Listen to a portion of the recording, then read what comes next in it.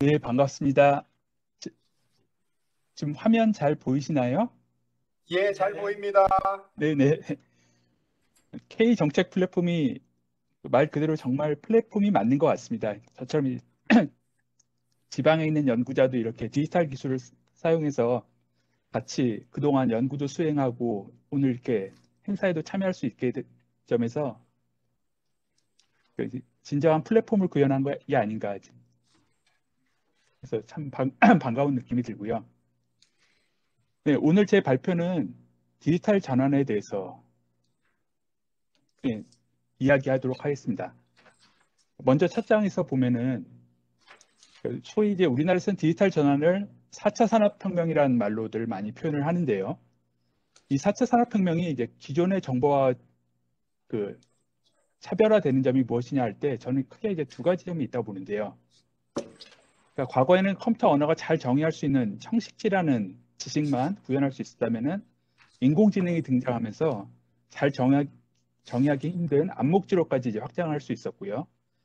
또한 과거에는 인터넷이라는 사이버 스페이스에 한정돼 있었다면은 사물 인터넷 기술이 등장하면서 이제 현실 공간으로까지 확장해서 이 두 가지 기술이 서로 시너지를 내면서 그러니까 사물 인터넷이 현실 공간에서 방대한 데이터를 수집해주고 인공지능이 그 데이터를 분석해서 다시 현실 공간에 더 좋은 서비스를 제공해주는 시너지를 창출하고 있는데요.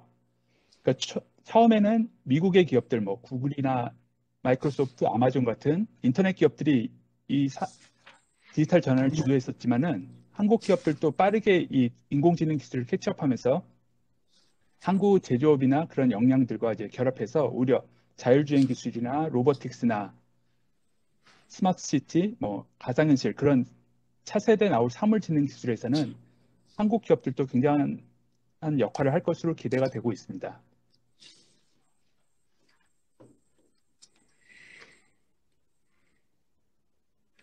네. 디지털 전환을 또 다른 측면에서 보자면은 이제 과거에는 부품을 대량으로 조달하고 대량으로 생산하고 그래서 대량으로 판매하는 때까지만이 산업의 가치사슬에 한정되었었다면은 이제는 제품을 팔고 나서 실제 사용자들이 그걸 어떻게 이용하고 어떻게 가치를 창출하는지에서 더 많은 새로운 가치가 창출되는 라고 볼 수 있겠습니다. 그래서 스마트폰 같은 경우는 스마트폰이라는 제품보다 그 스마트폰이 팔리고 나서 이제 모바일 앱 생태계가 더욱더 큰 산업을 이루게 되었고요. 앞으로 자동차 산업도 테슬라 경우를 보면 단순히 차량을 판매하는 걸 넘어서 그 테슬라에서 자율주행 소프트웨어를 가동시키려면 추가로 이제 1만 불을 지급해야 되는데요.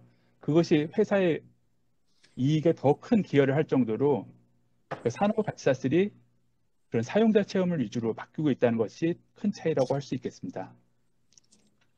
그래서 이러한 차이를 4차 산업혁명이라는 그 경제 패러다임의 변화를 좀 단순하게 한번 봐봤는데요. 그러니까 경제 패러다임이라는 게 크게 유형자산이 더 중심이 되는지 무형자산이 더 중심이 되는지 또는 익스플로레이션이라는 가치를 창출하는 분야가 더 중심이 되는지 아니면은 효율화나 시장 지배 같은 익스플로이테이션 영역이 더 중심이 되는지에 따라서 그동안 산업의 패러다임들이 쭉 1차, 2차, 3차를 거쳐서 이동해 왔고 지금 4차로 가면서는 결국 제일 중요해지는 게 무형자산과 가치 창출 그 역할에서 얼마나 새로운 혁신들을 발휘하느냐가 이제 중요한 역할을 한다 할 수 있겠는데요.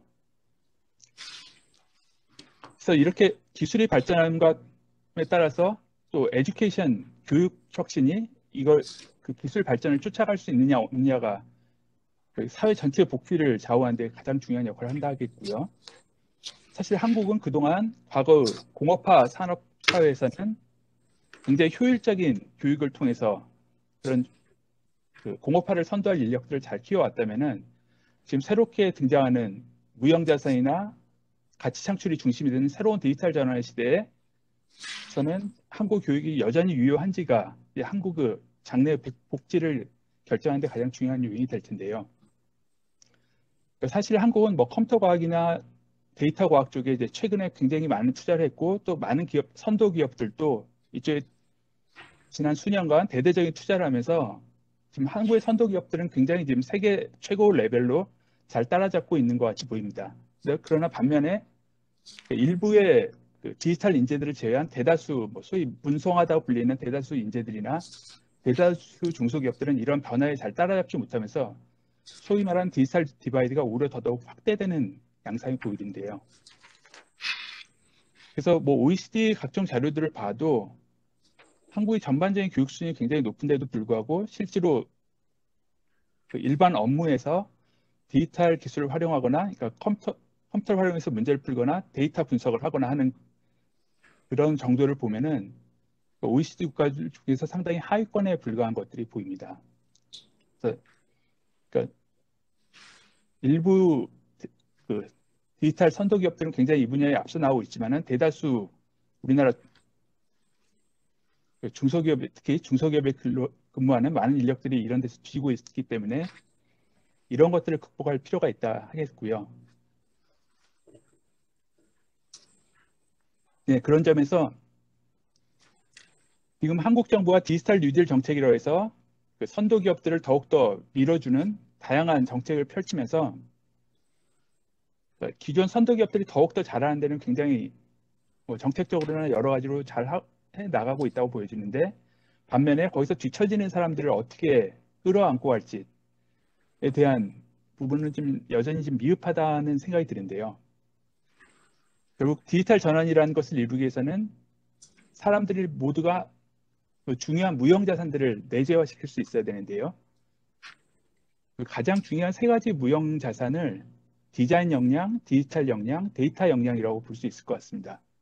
실제로 많은 그 디지털 첨단 기업들이 혁신을 하는 방식을 린 이노베이션이라고 부르는데요. 그 린 이노베이션을 살펴보면은 먼저 디자인 띵킹이라는 걸 통해서 새로운 사용자 가치를 에 대한 아이디어를 내보고 그거를 디지털 기술을 통해서 애자일이란 개발 방식으로 신속히 제품으로 구현해보고 실제로 사람들이 그걸 사용하게 하면서 그 사용자들이 사용한 그 데이터들을 이제 수집해서 그 데이터를 분석함으로써 실제로 사람들이 어떤 데서 편리함을 느끼고 불편함을 느끼고 얼마나 이게 확산되고 있는지를 데이터 기반으로 검증하는 이런 일련의 체계가 선순환을 이룰 수 있는지가 중요한데요.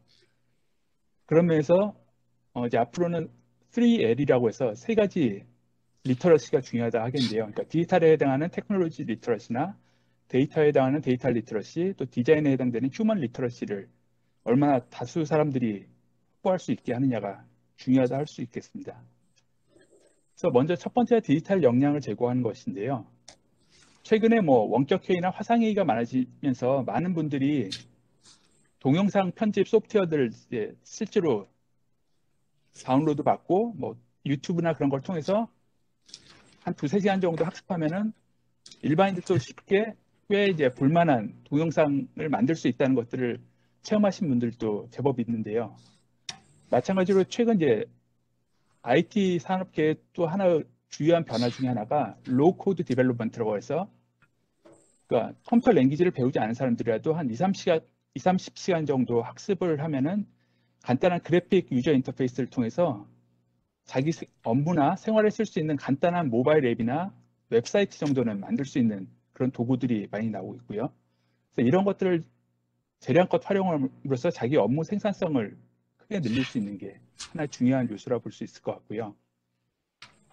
또 하나가 이제 데이터 같은 경우는 단순히 데이터 과학이나 뭐 통계학을 배우는 것도 중요하지만은 더 중요한 거는 그 데이터 리터러시 가장 기초적인 역량을 갖고 그 데이터를 기반으로 의사결정을 할 수 있는 그런 것들을 갖추는 문화가 더 중요하다 하겠습니다. 그래서 사실 IT 기업들 보면은 소위 A/B 테스팅이라고 부르는데요. 그 사회과학에서 말하는 무작위 통제 실험이라는 것을 할 수 있는 각종 그 편리한 통계 소프트웨어 도구들이 있어가지고 통계학을 깊이 있게 배우지 않았다 하더라도 이 툴을 사용하면서 계속해서 사용자 체험에 대한 실험들을 할 수 있는 것이죠. 그래서 이 실험 데이터를 기반으로 데이터 기반의 의사결정을 할 수 있느냐 없느냐 그런 문화를 정착시키는 게 더욱더 중요하다 하겠고요.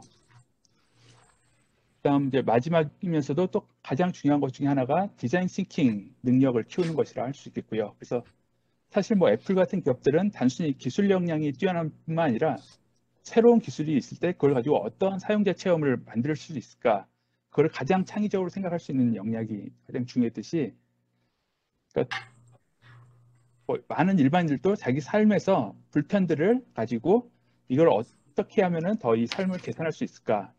여기서 어떤 의미가 중요할까? 그런 것들을 찾는 그런 훈련을 받는 게 또 중요하다 합니다. 그러니까 소위 디자인 싱킹이라고 해서 그런 새로운 의미를 찾는 그거를 굉장히 체계적으로 할 수 있는 방법론이나 도구들이 많이 나와 있는데요.